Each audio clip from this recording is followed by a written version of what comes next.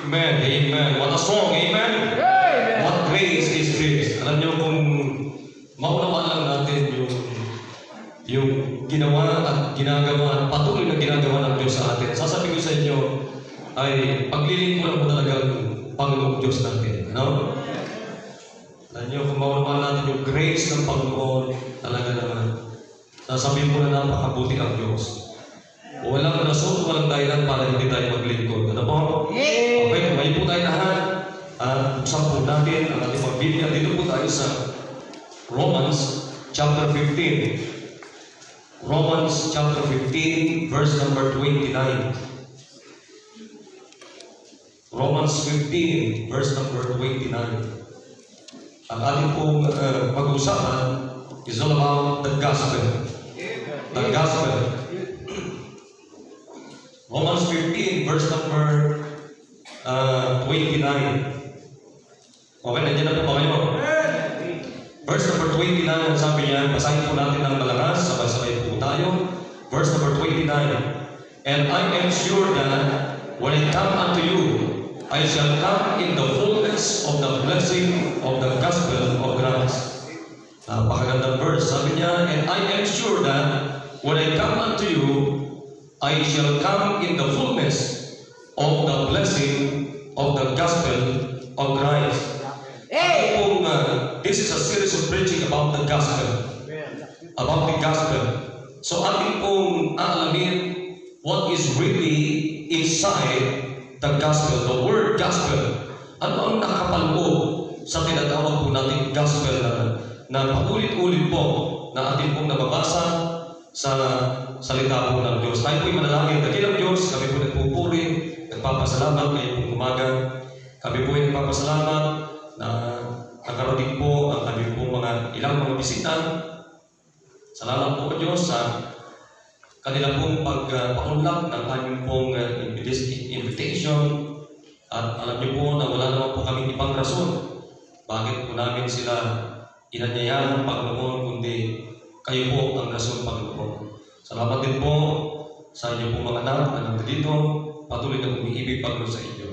Panginoon, ingatan niyo po kami sa aming pong pag-aaral at pagkikinig ng inyong pong mga salita. Bigyan niyo kami, Panginoon, ng pusong mapagpakumbaba. At ingatan niyo po ang mga bata rin po na nandoon nagtitipon sa baba, Panginoon. At sawayin niyo po, Panginoon, ang kaaway, ang diablo, at ang yung payagan, paintulutan, ang gagawa po siya, Panginoon, ng pag-iistorbo sa aming pong pananambahan. Patuloy, Panginoon, sa inyo. O Diyos, ligtas niyo po yung mga hindi ligtas at sila po yung susunod sa tubig po ng bautismo, Panginoon.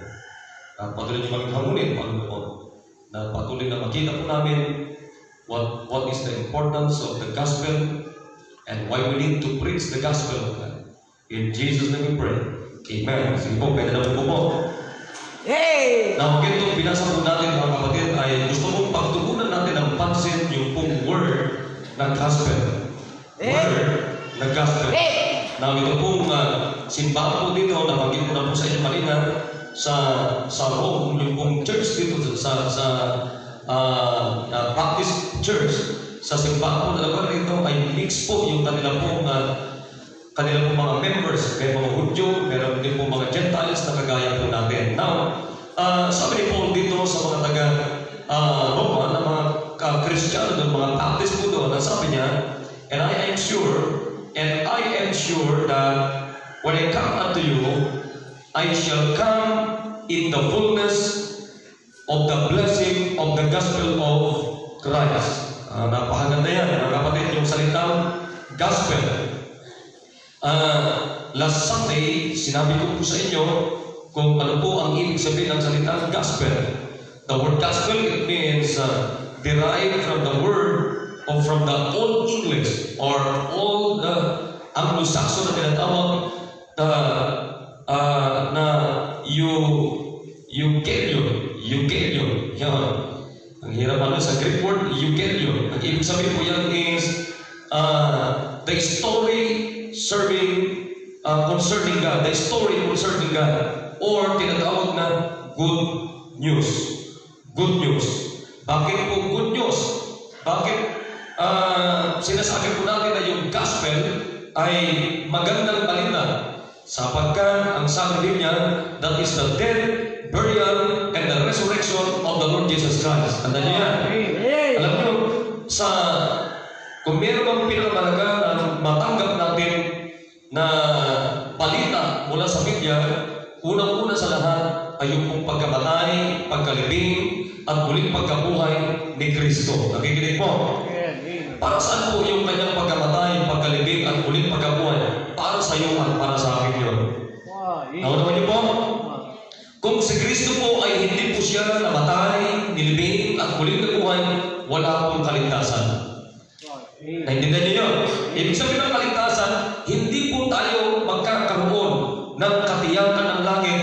At kung wala pong Kristo na namatay, nilibing, at muling nabuhay sa cross ng Kalbaryo, mga kapatid, wala tayong pagkakataon na magkaroon ng buhay na wala hanggang sa langit. Lahat po tayo patutungo sa apoy ng impyerno. Naunawan niyo yun? Amen. That's why the gospel means good news. Magandang balita, mabuting balita, masayang balita. Bakit? Sapagkat meron ng Kristo na namatay para sa iyo, nilibing para sa iyo, at muling nabuhay para sa iyo, upang ikaw ay hindi magdudusa sa apoy ng impyerno magpakailan paman. Sapagkat may nagdusa na. Meron na napako sa krus, meron na nagsakripisyo para sa iyo, meron na nagbayad para sa iyo at para sa akin, para sa ating pong lahat. Nakikinig mo? Kaya sabi niya, for God so loved the world that He gave His only begotten Son, that whosoever believeth in Him should not perish in hell, but have everlasting life in heaven. Ay napakalaga po yung gospel. Amen. Gospel.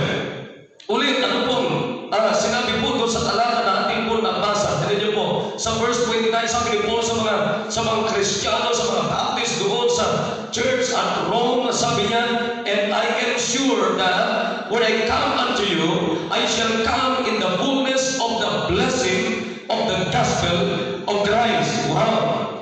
Now, number one, the gospel is the complete blessing of men from God. The gospel is the complete blessing for human being, for men from God. Amen. So makikita natin, alam niyo, pag ikaw ay tumanggap na kay Kristo bilang Diyos at sarili mong tagapagligtas, yan na yung kumpleto na tayo ng pagpapala mula sa Panginoon. Kaya makita niyo, yung fullness, the word fullness, it means complete. Complete na. Na pakinggan niyo po na maigi. Pag ikaw ay nagsisi ng kasalanan, tinanggap mo si Kristo bilang Diyos, tagapagligtas mo, ibig sabihin nakapakinig ka ng gospel. Nakarinig ka ng good news. Nakikinig? Nakikinig? Alright, amen. Now, pakinggan niyo na maigi. The word blessing sa talatang ito is from the Greek word eulogia. Eulogia. Nang ibig sabihin is adoration, consecration. Consecration. Paghahandog sa Diyos, pag-aalay sa Panginoon, yung sa Tagalog, pagtatalaga, or sanctification. Yan ang maganda dyan. Sanctification. Ibig sabihin, nilinis tayo.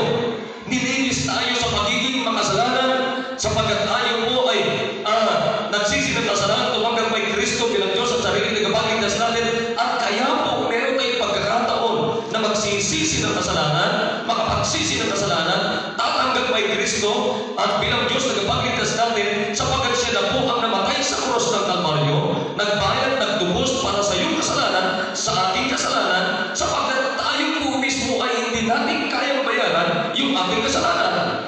Sapagkat ayon po sa Biblia, ang sabi niya, kung ikaw at ako ang magbabayad sa ating kasalanan, sa impyerno po tayo magbabayad ng ating kasalanan. Kailan po tayo magbabayad ng ating kasalanan doon sa impyerno? Kung pagbabayaran po natin yung ating kasalanan, walang katapusang magbabayad sa apoy ng impyerno. Imagine mga kapatid, ganun katindi, ganun ho kalupit, kapatid, yung kabayaran ng ating kasalanan. Sabi niya, the wages of sin is death. What the word death means, eternal separation from God. Death means eternal separation from God. Pag sinabi natin kamatayan, pagkaiwanan, at ang kamatayan na tinutukoy sa talatang yan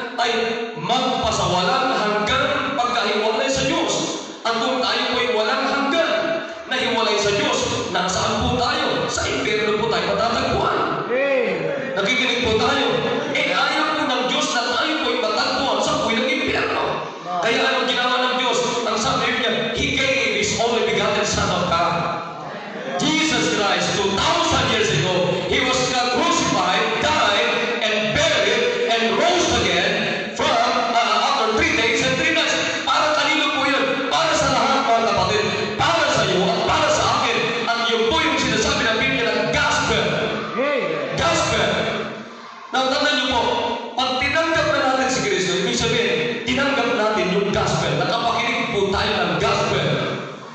At ang sabi ng Biblia, pag tayo po'y nakapakinig na at tinanggap po natin yung message ng gospel, mga kapatid, patungkol po sa ginawa ni Kristo sa cross ng Kalbaryo, ang sabi ng Biblia, you have the complete blessing from God. Hey! We have now the complete blessing from God. Alam niyo ba, sabi ng Biblia sa Ephesians 1:3, blessed be the God and Father of our Lord Jesus Christ, who hath blessed us with all spiritual blessings. Mga kapatid, ang anak ng Diyos, huwag lang tayong nakatingin sa material na bagay. Amen! Kasi ang alam lang natin na blessing, pera, sapatos, bahay, kotse, material na bagay. Kapatid, aanin mo yung ginto, aanin mo yung bahay na maganda. Hindi masama yung mga bagay na yun, pero aanin mo yung pera mo, aanin mo yung magandang kotse mo, sasakyan mo, yung bahay mo na maganda, yung pera mo na maganda, napakarami, na ipon mo doon sa bangko, saan ka man nag-iipon, mga kapatid. Para saan yun? Kung ikaw naman ay pupuntahin pera mo. Lahat po ng mga material na bagay na yan, mga kapatid, that is all. Lahat po yan ay garbage, lahat po yan ay basura, kapatid. Kung hindi ka tumanggap kay Kristo at bilang Diyos at sarili mong tagapagligtas. Kaya ang unang-unang titignan natin sa ating sarili, pag tinanggap mo na si Kristo, yung pong mga spiritual na pagpapala natin.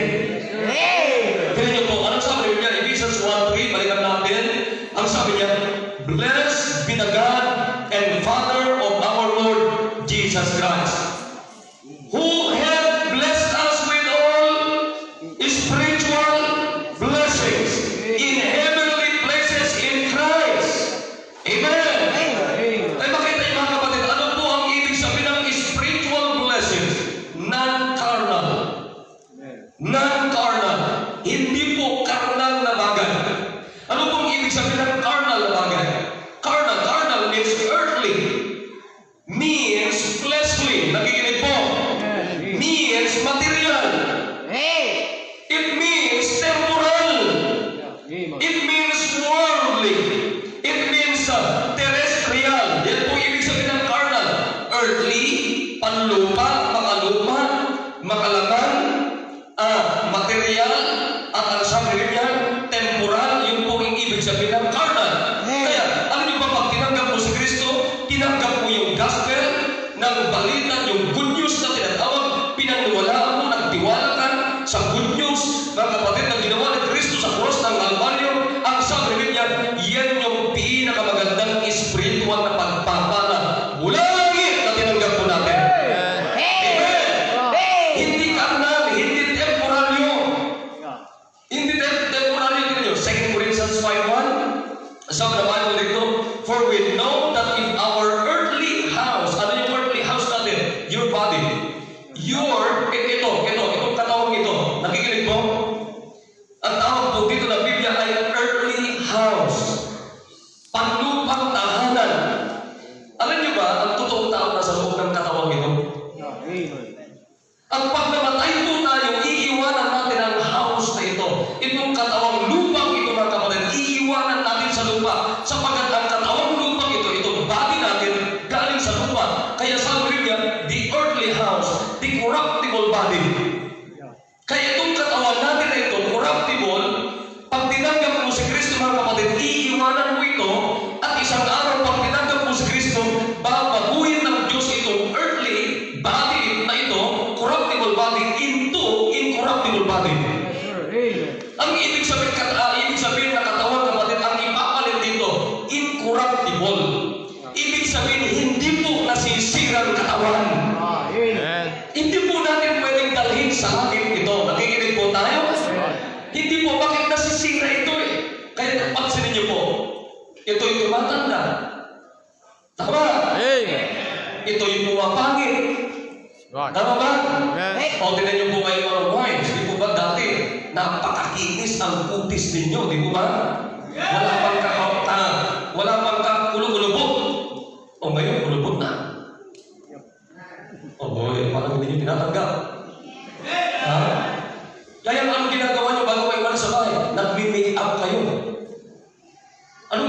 make-up, kinakailangan takpan yung mga hindi na dapat takpan, ay yung mga dapat takpan. O meron kayo tinatawag ng first foundation, second foundation, and then hindi pa nakuha hanggang pang-limang foundation. Sa anong ginagawa nyo? Clown foundation. Clown na make-up. Makinig kayo.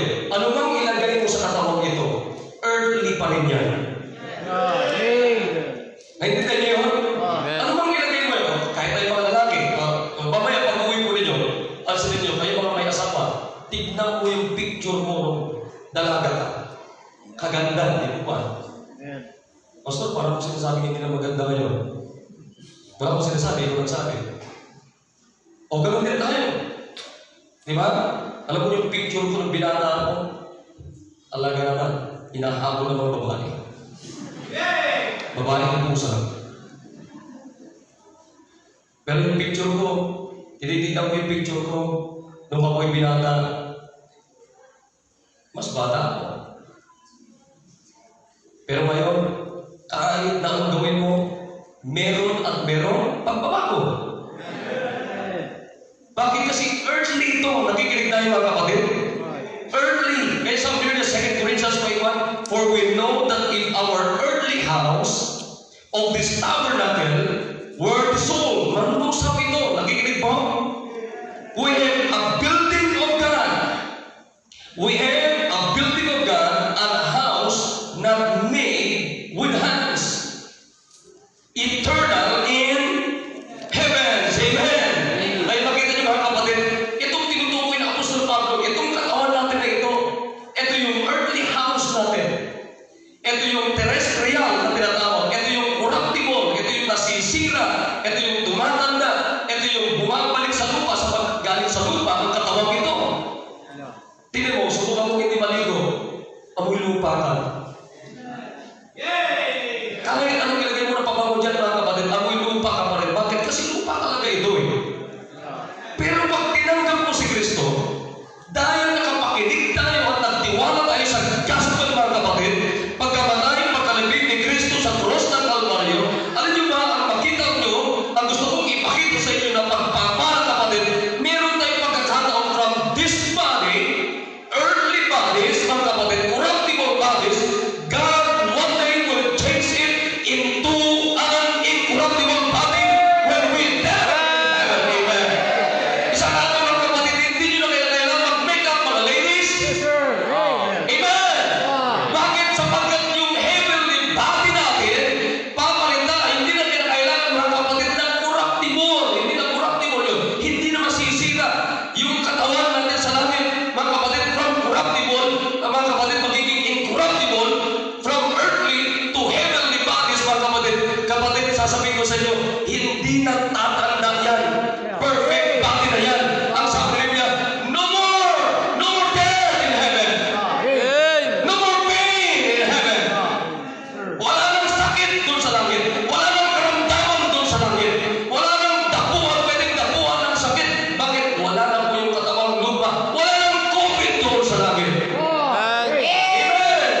Kaya yung gusto kong makita yung mga kapatid, huwag niyong liliitin yung gospel na tinanggap ninyo, the death, burial, and the resurrection of Jesus Christ. Sa pagkakanda na sa langit, yung eternity natin doon sa langit.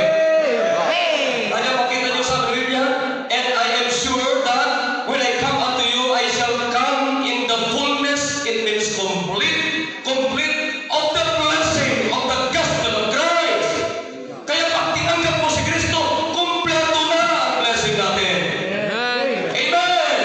Kaya kayo mga mahal namin mga bisita, hindi kayo namin inaanyayahan dito para umanig kayo at aanig kayo simbang ito para kayo maligtas. Hindi ho, bago kayo namin inanyayahan dito, sinare na namin sa inyo na si Kristo ay namatay, nilibing, at muling nabuhay, na pagka tinanggap mo itong mensahe ito, tinanggap mo si Kristo, ang sabi niya, makakatanggap na ng kumpletong pagpapalang, at ang pagpapalang ito ay hindi panlupang pagpapalang. Hindi po earthly, hindi po material, hindi po temporal, hindi po fleshly, hindi worldly, kundi spiritual blessings, mga kapatid. Alam niyo mo, yung malaman mo pala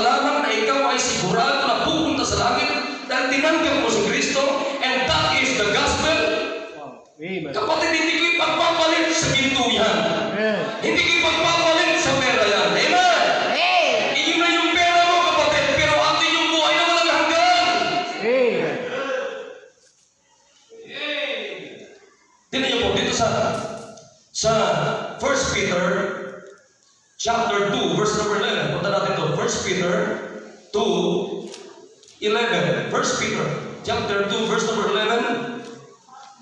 Dear beloved,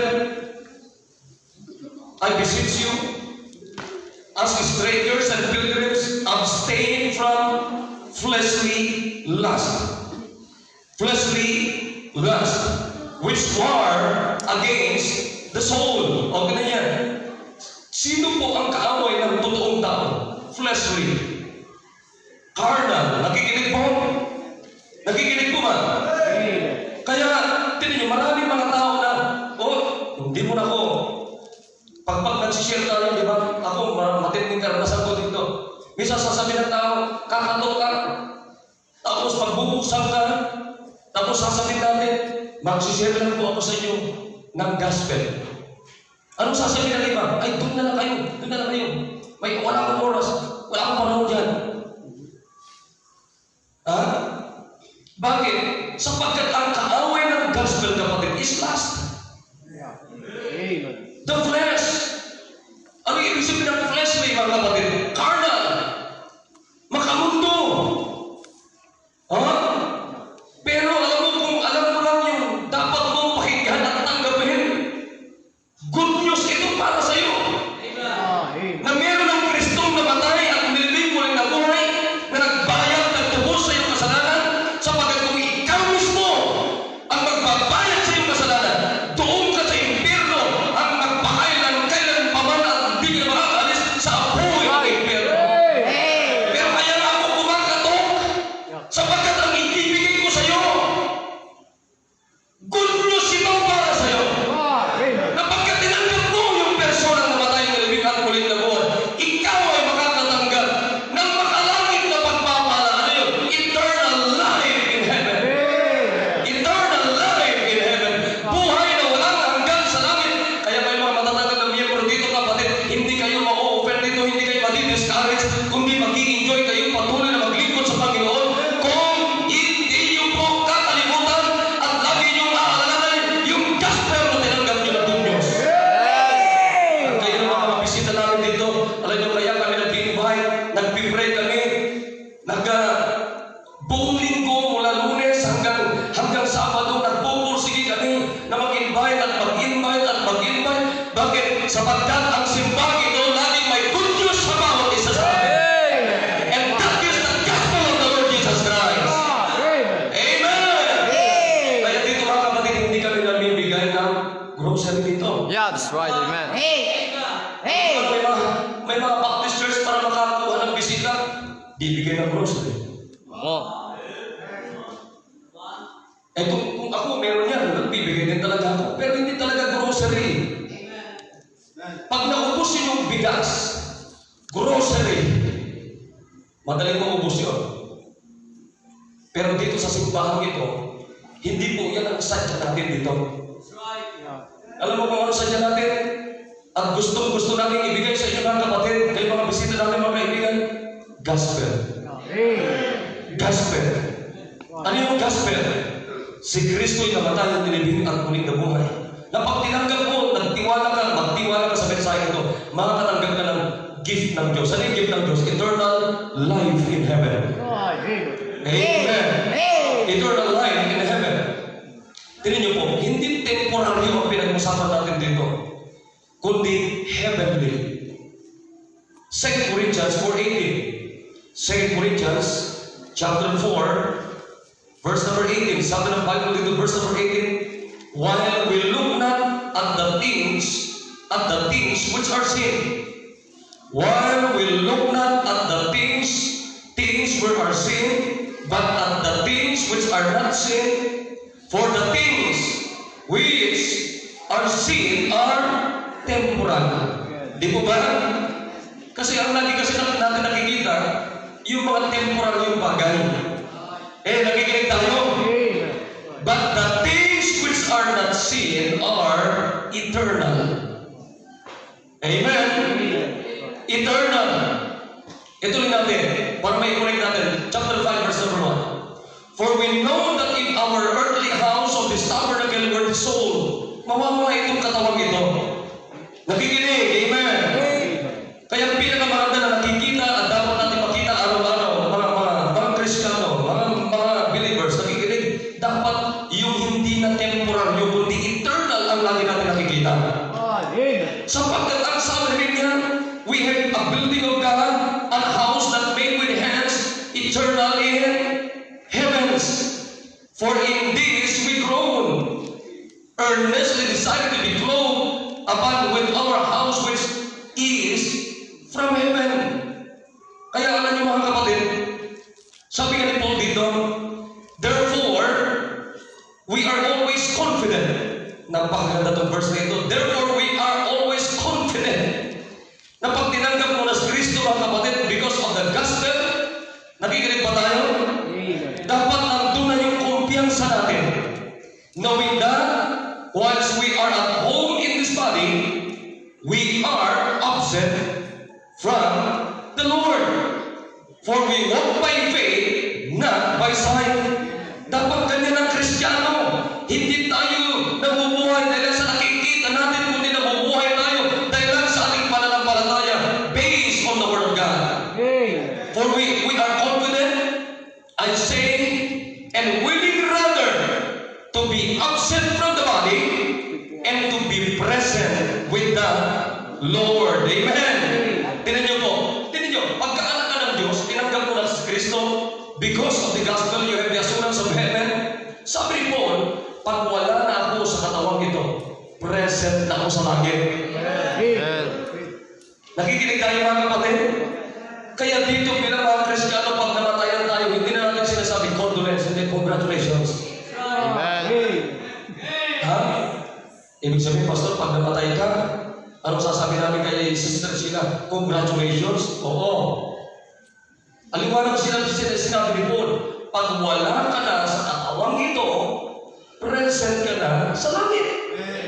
Kaya naniniwala tayo na pagka ang isang nakapakinig ng gospel, tinanggap itong mensahe, itong good news na ito, ikaw ay mayroong eternal assurance of heaven.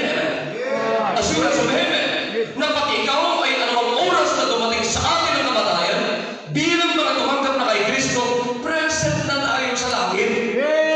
Nandoon na tayo sa langit. Kaya nga, sabi ng Apostol Pablo, kapatid, for to me to live is Christ and to die is gain.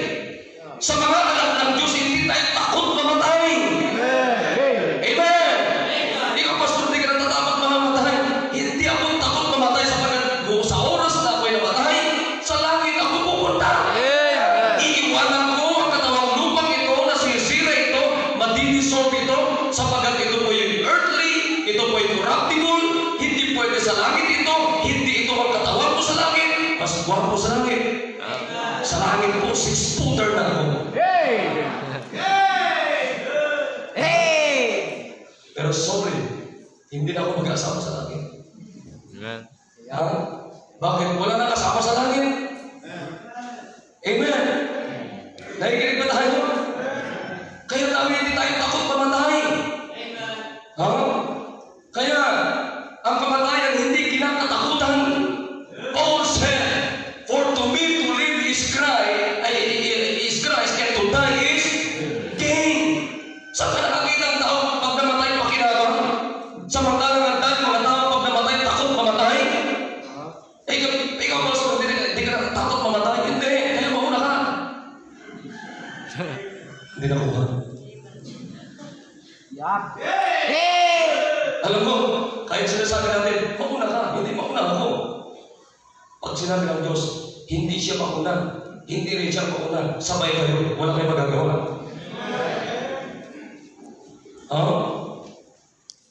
Ito ninyo, mga kapatid, pag anak ka na ng Diyos, huwag laging material ang nakatutok sa isip mo. Ang pinakamaganda, mga kapatid, kung nakatanggap ka na ng good news, ang pinakamaganda, yung good news na tinanggap mo, ibahagi mo naman din. Kaya sabi niya, ano sabi ng Biblia bago umaakyat sa langit si Kristo? Go and preach the gospel. Amen! Preach the gospel. Share the gospel. Kaya dito sa simbang ito, mga kapatid, ano ginagawa natin? Ang bawat members dapat nagsisisi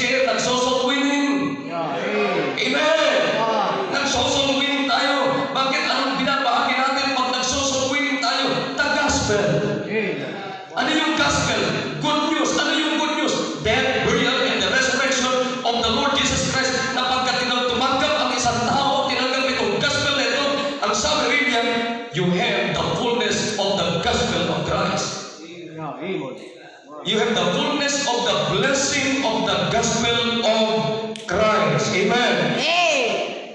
Philippians 3:19 sabi ni Biblia dito, whose end is destruction, whose God is their belly, and whose glory is in their shame, who mind earthly things. Pag anak ka na ng Diyos, kapatid, huwag na natin, hindi dapat nakatuon yung ating isip, yung ating puso sa makalupang bagay. Nakikinig mga kapatid? Kundi ang pagtuunan natin ng pansin mga kapatid, yung mga makalangit na bagay. Amen. Makalangit na bagay. Kaya, sabi ni Biblia, and I am sure that when I come unto you, I shall come in the fullness, complete of the blessing of the gospel of Christ. Kaya kayo mga bisita namin, anong tatanggapin niyo mga the gospel?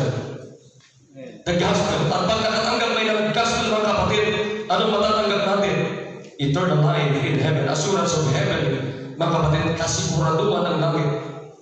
And then, number 2, what is gospel? What is gospel? Number 1, the gospel is the complete blessing of man from God. Number 2, the gospel, it proclaims glad tidings of deliverance. Amen, amen. Alam niyo, ito yung tinatawag na glad tidings. Amen? Again, ano yung glad tidings na tinatawag? Good news. Amen. Mabuting balita. Magandang balita. In Romans 10:15, yung sabi niya, and how shall they preach except they send? As it is written, how beautiful are the feet of them that preach the gospel of peace. Amen. How beautiful are the feet of them that preach the gospel of peace and bring glad tidings of good news. Amen. Kaya anong sabi niya? Gaano kaganda ang naghahayag, gaano kaganda ang kanilang mga paa, ang mga naghahayag ng good news. Ano yung good news? The gospel. Kaya alam niyo ba yung magandang paa? Hindi yung may cutex. Hindi yun. Alam niyo kung sino yung may magandang paa sa harapan ng Diyos? Yung masipag na soul winner. Amen. Amen. Amen. Kapatid, huwag mong ipagmalaki yung paa mo, kayo mga kababaihan, kung kaganda-ganda ang kutis mo. Alam niyo magandang paa? Lalaki, babae, yung may mga kalyo-kalyo dito. Nalakad ng lakad sapagkat solwiling ng solwiling. Amen! Ay huwag kayo ma-discourage kayo mga may kalyo-kalyo sa paa dahil lang sa soul winning. Ang sabi ng Diyos, kung ikaw ay soul winner, sabi niya, how beautiful are the feet of them that preach the gospel. Amen! Alam mo nung araw, ay grabe talaga, tanggalin mo yung sapatos mo, kapatid. Minsan, mas makapal pa yung kalyo ng sama, yung paa mo dito, kaysa swelas ng paa mo. Di ba? Alam mo, nung araw kapatid, di ba kasama mo ng full time? Ay grabe yan, butas na yung sapatos, butas na yung swelas, butas pa yung medyas.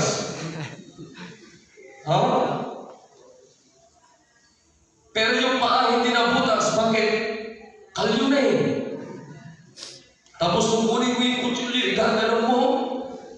Yun ang mas maganda sa Pilipinas kaysa yung itang.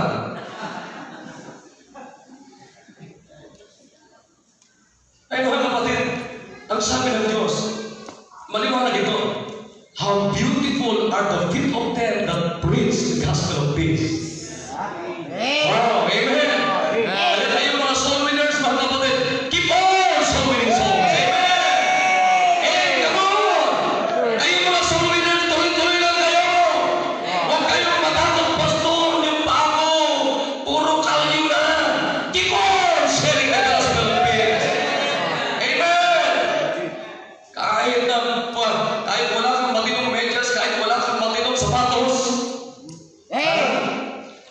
Lalo na pagka-soul winner ka, naalala mo nung araw, mga kapatid, meron akong sapatos na pang-area.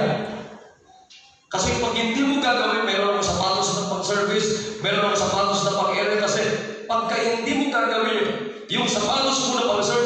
Yun din yung pagsasapatos mo sa area, sa kalalakan mo mga kapatid. Isang araw, ikaw nakasimangot ka, pero yung sapatos mo naka-smile. Mabuti pa yung sapatos ng software nakangiti. Pero minsan si software nakang-stimangot. Bakit nakangiti yung sapatos mo? Wala na. Warat na eh.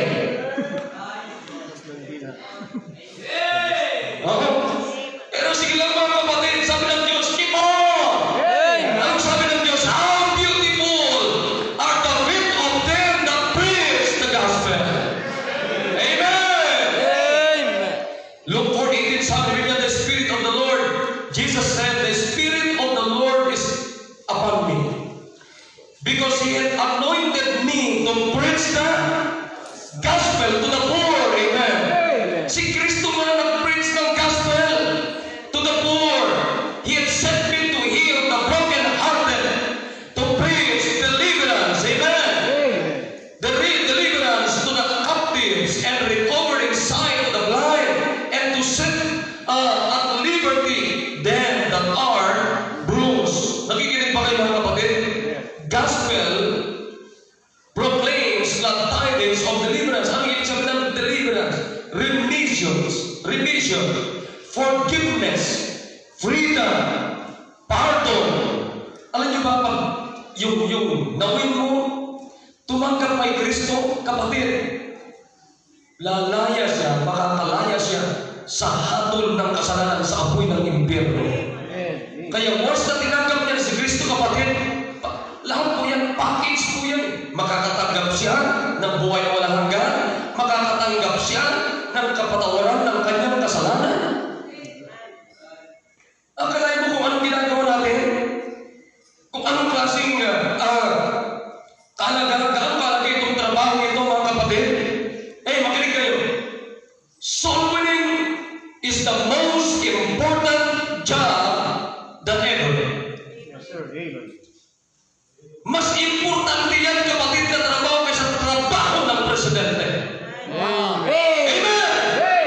Kaya kayong mga soul winner at ang bawat members ng simbang ito, ang soul winning at pagdadala, mga kapatid, ng gospel sa mga tao na mapapahamak sa impyerno ay mas mahalaga pa at mas importante pa yan kaysa trabaho ng sino mang presidente sa iba't ibang bansa sa mundong ito, mga kapatid. Akalain mo, kapatid, na pag nasira natin isang bagay, isang tao na hindi ligtas, lalaya siya sa kanyang kasalanan at hindi siya hahatulan sa impyerno dahil lang sa kanyang kasalanan, kundi magkakaroon siya ng buhay na walang hanggan sa langit. Ganyan ka-importante yung pagpapahayag at pangangaral ng gospel, mga kapatid. Minsan pinapaliwala natin ito.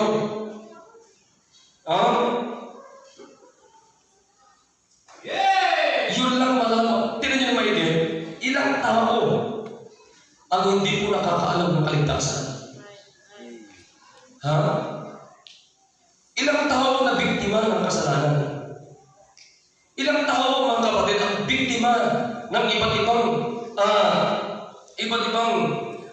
instrumento ng diablo, kapatid, upang sirain ang buhay ng tao.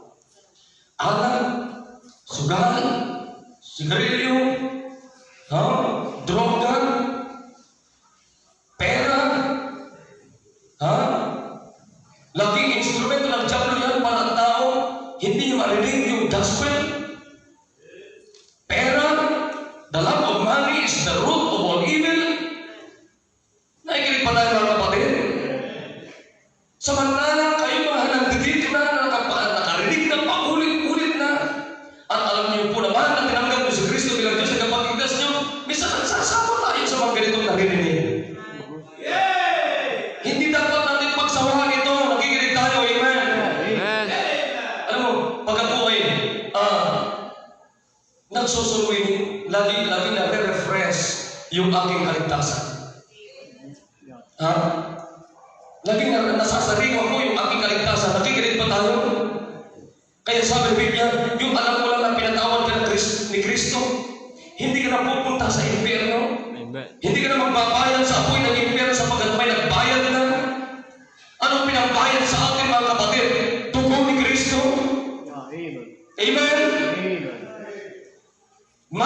26:18, for this is my blood of the New Testament, Christ said, which is shed for many for the remission of sins. Amen. Colossians 1:14, in whom we have redemption through His blood, even the forgiveness of sins.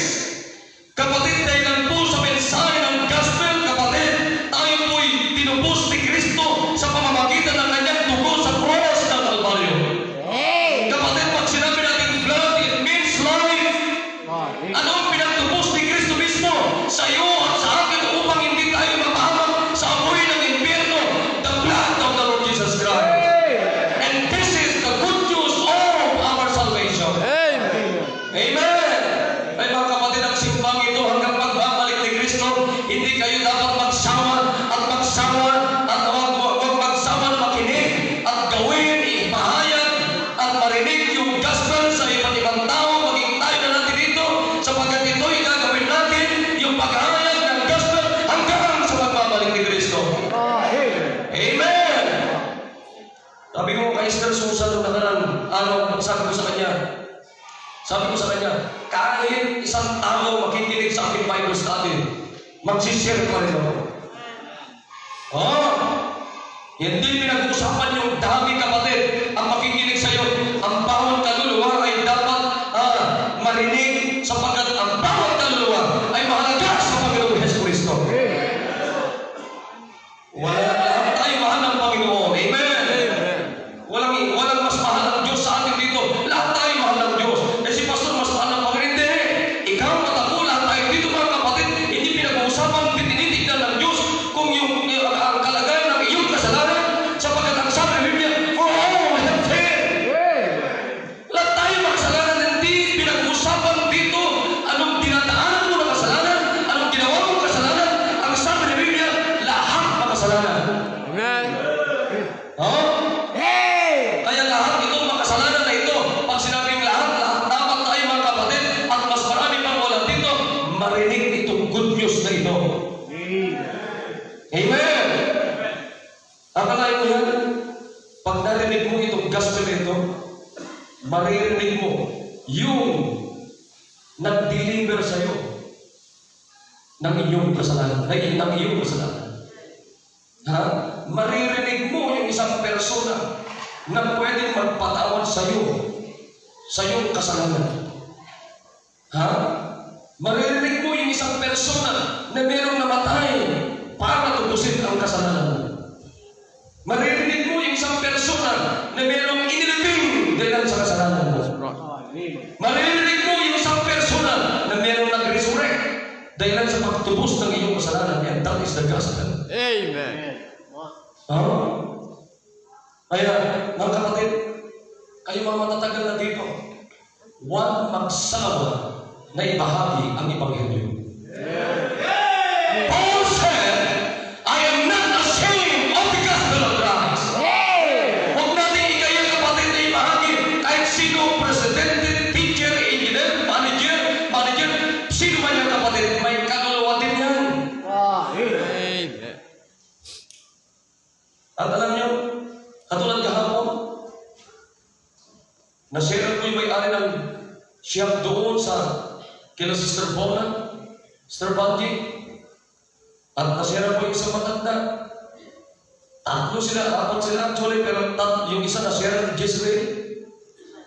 3 sila. At alam niyo, sabi ko sa kanila, yan yung buhay na walang hanggan. Sabi ko, yung bahay ninyo, sabi ko, hindi nyo madadala ito. Yung sasakyan, hindi nyo madadala eh. Maging katawan mo, hindi mo madadala. Bakit? Practical yan. And one day, because of that gospel, magkakaroon tayo ng katiyakan. Meron na tayong katiyakan sa langit kung tinanggap na natin si Kristo. Nakuha niyo mga kapatid. At yan po mismo ang pinakapuso ng simbang ito. Preaching the gospel. Amen! Preaching the gospel. Ibig sabihin, pag sinabi kong yan ang puso ng simbang ito, puso ng bawat miyembro. Amen! Maraming kayo dapat mag-read kayo. Kayo mga may sasakyan, dapat may tracks kayo lagi sa sasakyan ninyo. Amen! Ilan ang mga members dito na may mga sasakyan? may naka-standby lagi na trucks doon. O pagka may madadaanan ka, wala ka mga magkakataon na makausap, iwanan mo ng trucks. Tulog ka na, yung trucks na binigyan mo, gising ka. Nag-backslide ka na, pero yung iniwan mong trucks, hindi magbabackslide yun. Nagbago na yung mensahe mo, pero yung mensahe ng trucks na iniwan mo, hindi magbabago yung gospel.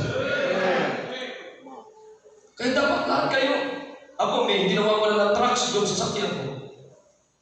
At pagka lumakad ako, gusto ko yung lagi may bulsa dito, lagi may trucks yan. Hindi ko makausap, wala man akong chance, nagmamadali siya, pero iiwanan ko silang trucks.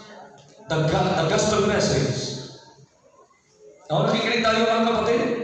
Lahat dapat na yung people, lalaki, babae, tatay, nanay, may sasakyan, wala. Habang naglalakad ka, dapat lagi kang may dalang trucks. Kaya dapat, brother God, every services dapat may trucks na naka-standby. Simula sa linggo mo, starting this coming Thursday, Sunday, mag-i-stack po tayo ng trucks dyan. At bago kayo umuwi, dapat lagi kayo may dalang trucks. Amen. Makinig kayo. Alin mo ang mas magandang magkalat? Trucks o sigarilyo? That's right. Upos ng sigarilyo o trucks? Alin mo mas magandang magkalat? Alak ng kapatid o trucks? Diba? Alam mo mas magandang magkalat sa kalsada? Kahit na, pastor, tinapon yung binigay ko eh. Kahit tapon yan. Malay mo may nakapulot. Itinapon ng iba. Pero pag napulot ng iba, babasahin. Ha? At pag tinapon niya, hindi ka nalugi doon. Hindi na kawalan sa'yo. Siya ang may kawalan. Ha? Ano mawawala sa kanya? Eternity, eternal life in heaven. Yan, this coming Thursday, hanggang sa linggo mga kapatid, tuloy-tuloy na po ito. Mag-start kayo dyan, mag-standby tayo dyan na every Sunday, huwag kayong uuwi na wala yung kukunin ng trucks dyan. Ayaw, nakikinig tayo, amen. Ganyan ka-importante kapatid. Alam niyo kung gano'n ka-importante yung gospel? Napaka-importante yan. Pero mo, walang gospel kung hindi bumaba si Kristo. Ha? Bumababa ang isang anak ng Diyos para mapako sa krus, kapatid. Dahil sa halaga ng bawat kaluluwa natin. Ayun, nakikinig tayo ngayon mga. Sa susunod, itutuloy natin ito. Pero huwag mong kakalimutan. Pag tumagal tayo ng gospel, kumpleto na blessing natin. Pag nakatanggap tayo ng gospel, nakikinig po tayo. Napawalang sana na po tayo sa ating mga kasalanan. Huwag niyong kakalimutan yung dalawang puntos na yan. Tumayo po tayo. Let's come to this altar and kneel down and talk to God. Kung kayo po tumanggap na kay Kristo, alam niyo magandang, sige po, makipag-usap tayo sa Panginoon. Una, sa aming mga bisita, alam niyo pag mamaya may mga nanapin po sa inyo, hindi po religion ang aming ini-introduce sa inyo.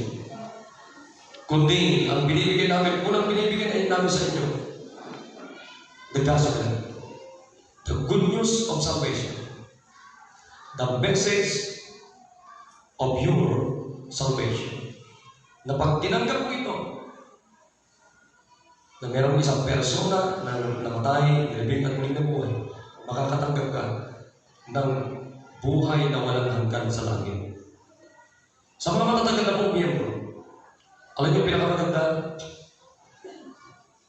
continue and be faithful to praise the gospel, to share the gospel.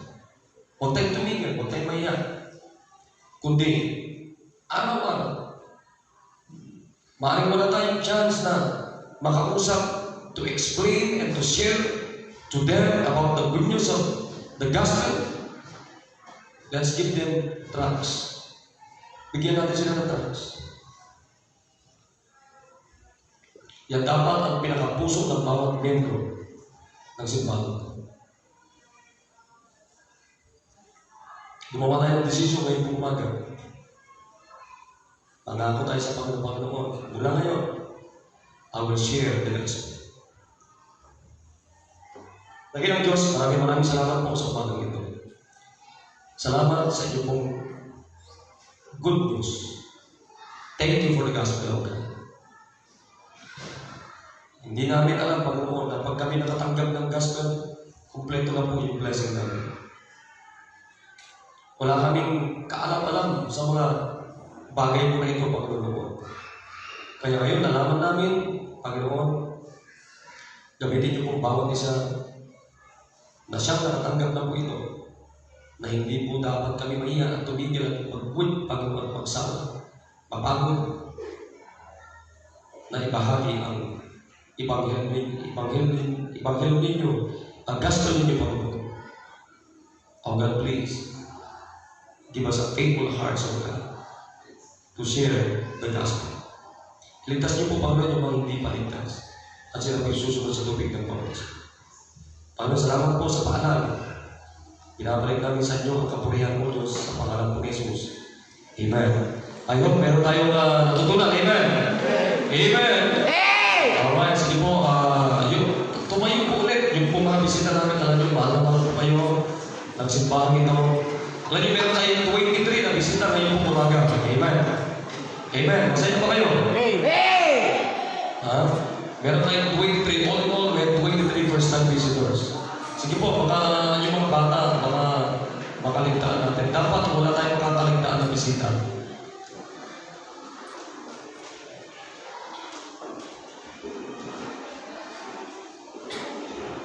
Okay, sige po, please, be back this afternoon. Amen. Before 2 o'clock, dapat natin dito na tayo. Na-bless po tayo ngayong umaga. Amen. Okay, tumayo po tayo lahat. Tayo po magbukas sa panalangin. At sa mga maghatid, ay ingat po kayo sa paghatid. Huwag mabilis. Pinakamaganda ay dahan-dahan na, makakarating din lang naman eh. At iwas tayo, dapat siguro disgrasya tayo natin. Kasi hirap. Mabangga ka, isuswab test ka pa sa ospital. Grabe talaga. So ingat tayo. Ingat po tayo. Tayo manalangin. Dakilang Diyos, maraming salamat po sa inyo kung ginawa ngayong umaga. Meron po kami mga bisitang kinakausap. Iligtas niyo po sila, Panginoon. Maging maliwanag po sa kanila ang presentation ng gospel. Hanggang sa baptism, pagpalain niyo po, bigyan ng wisdom ang mga mag-counselor sa Panginoon, mga kumakausap po sa mga bisita po namin. At ingatan niyo po ang inyong mga anak, balik po mamaya ang bawat isa, Panginoon. At patuloy niyo maging protection ng Panginoon. Thank you for the gospel of God. Thank you for loving us, O God. Pinabalik po namin sa inyong kapurihan sa pangalan ni Jesus. Amen. Thank you. Magandang umaga sa ating lahat. Enjoy your lives. God bless.